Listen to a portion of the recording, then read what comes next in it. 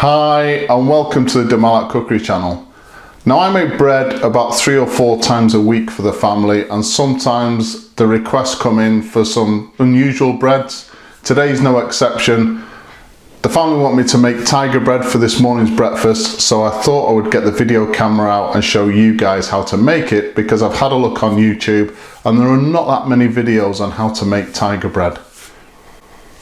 Now, if you're watching in a country that doesn't actually have tiger bread, it's absolutely fantastic. The aroma, the taste is like nothing else. So have a go at it. All of the ingredients in this recipe are easily available from around the world, so you should be able to get hold of them with no problems. Tiger bread is made in 2 sections. So we've got the main dough for the bread, and then we have a paste which we'll make from rice flour for the top of the actual bread itself. So we're actually going to do this video in 2 parts. So when we have a look at the ingredients, we'll have a look at the ingredients first for the bread, and then once we've done that and we've prepared the dough, we'll then have a look at the ingredients for the actual rice paste on the top. All of those ingredients will be listed at the end of the video. So let's have a look at the first part of making tiger bread, the ingredients and what we're going to need to do it. What we're going to need then for today, just for the bread dough, is 400 grams of strong white flour or bread flour, 1 teaspoon of sugar, 1 teaspoon of salt. Going to be using a little bit of extra flour, and that's just to place onto the work surface and shape the dough before it goes into the bread tin. 4 tablespoons of sesame oil. I've got 2 sachets of Easy Bake dried yeast. We're going to use 1.5 sachets for the bread dough and half a sachet for the rice paste. We've got 300 milliliters of fluid, and that is made up of 150 milliliters of milk and 150 milliliters of warm water.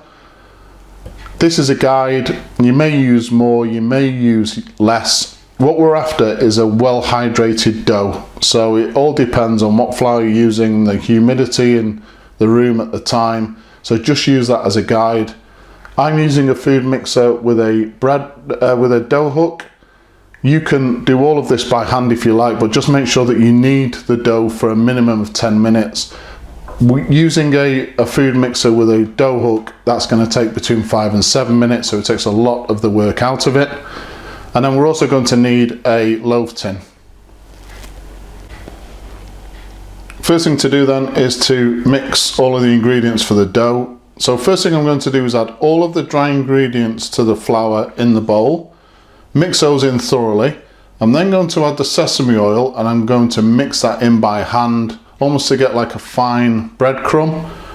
The bowl will then go into the food mixer with the dough hook, and then we're going to put the dough hook on a low speed to begin with, start to introduce the liquid, and then gradually increase the speed to around a sort of a medium speed, and leave the dough hook then for between 5 and 7 minutes until the dough is actually kneaded and well mixed.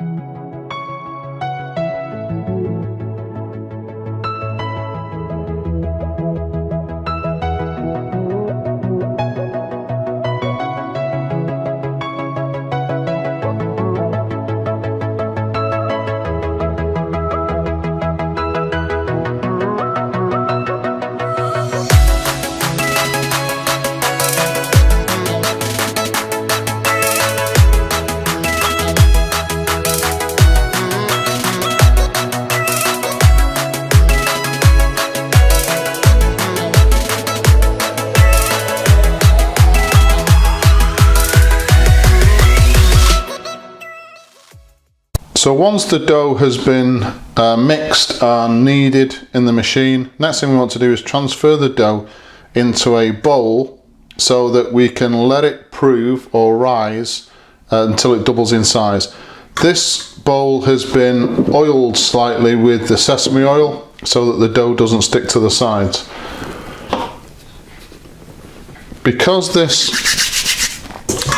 dough is very tacky, I'm just going to use a little bit of flour on my hands. And I just want to show you what I mean by well hydrated. So as you can see, this dough is quite difficult to handle. It starts to stick the minute you rest your hand on top.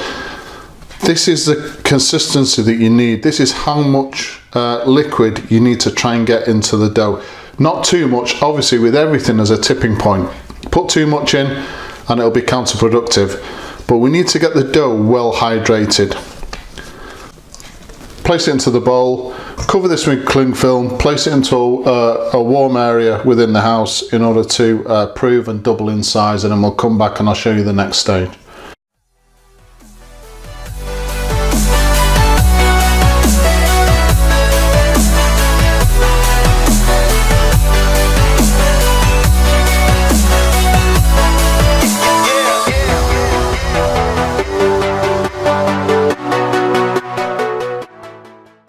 To make the rice flour paste, we need 50 grams of rice flour. So use rice flour and not ground rice. You won't get the same results if you use ground rice. 1/4 teaspoon of sugar, 1/4 teaspoon of salt. We want 3.5 grams of easy bake dried yeast.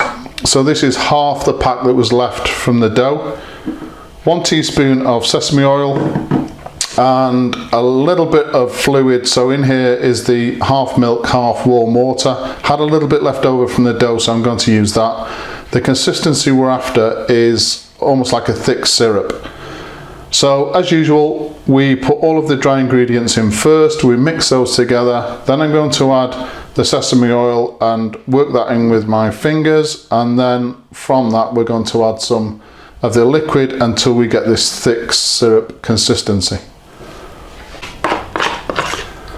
Okay, so that's the rice flour paste all mixed. As you can see, almost like a really thick kind of syrup. We're going to let that prove now for about 5 or 10 minutes while we prepare the dough before it goes into the loaf tin. So this is our bread dough. It's now doubled in size. So what we're producing here is a very light white loaf with hopefully a lot of elasticity and softness within the loaf. So the next thing we need to do is, on a clean work surface, just put some flour down, not too much. And all we're going to do now is just what's called knocking back of the dough. So what I'm trying to do is get rid of any large air pockets that there are within the dough. So it's just a case of kneading the dough just for a minute or so, not too much. So we've been kneading this dough for about a minute just to get rid of the large air pockets that may be within the dough. I've got a prepared loaf tin. Now this loaf tin is coming towards the end of its life, so I have to put some oil and just a light coating of oil and some flour in there. You might not have to do that. There's nothing worse than producing a really nice loaf and it's sticking to the loaf tin. So I have to do that. With a new non-stick high quality loaf tin, you won't have to do this. Next thing we need to do, we've got our rice flour paste which has been fermenting for about 10 minutes. I'm going to use a palette knife in order to put that onto the dough itself. I just want to create a little bit of surface tension on this dough. The next thing we need to do is to actually put the paste onto the dough itself, and just do this fairly thin and make sure you cover the whole top. The next thing we want to do is carefully lift it and place it into the loaf tin. We're going to leave this now to prove for a second time for about 20 minutes before it goes into a preheated oven at 190 degrees centigrade. The loaf has now been proving for a second time, so this has only been proving now for about 20 minutes. Normally, if it was a standard loaf, I would let this double in size again, but we don't want to do that with something like tiger bread, because what we want to do now is place this into a hot oven, so 190 degrees centigrade, and we'll get a rapid expansion of the bread dough. And because rice flour, the rice flour paste over the top, doesn't contain any gluten, it won't be able to cope with that rapid expansion of the bread dough underneath, and will crack and glaze, and that's where you get the signature look from tiger bread. So into a hot oven now, 190 degrees centigrade, which is preheated, for between 25 and 30 minutes, and then the bread will be fully cooked. This is the finished tiger bread loaf. You can see, hopefully you can see that on the camera, all that crazing, that cracking of that surface crust. Next thing we're going to do is we're going to take this from the loaf tin, place it onto a wire rack in order to cool down. If you don't do that, if you place a hot loaf onto a solid surface, it will just sweat underneath the loaf, and it'll just be a disgusting gooey mess under the loaf. So always place anything like this or cakes onto a wire rack to cool.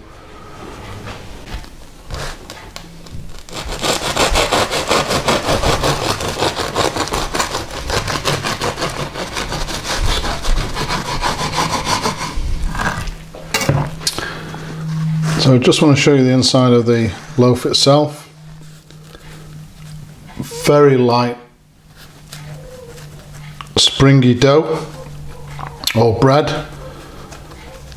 The smell is absolutely fantastic. Always keen to show you the end product in these videos. I've watched quite a few YouTube videos now where we go right through the recipe and then they show you a still image at the end. Whether they're afraid to show you the end result or not, I don't know, but so that's what we've ended up with. Very light, very springy dough, nice and soft. And again, as I said, the smell is absolutely fantastic. So that's the end of this video. Tiger bread, I'm going to be serving it today warm with unsalted Irish butter. The flavour, the aroma, absolutely fantastic. Please subscribe to the channel, and if you've enjoyed the video, as usual, hit the like button. Thanks for watching.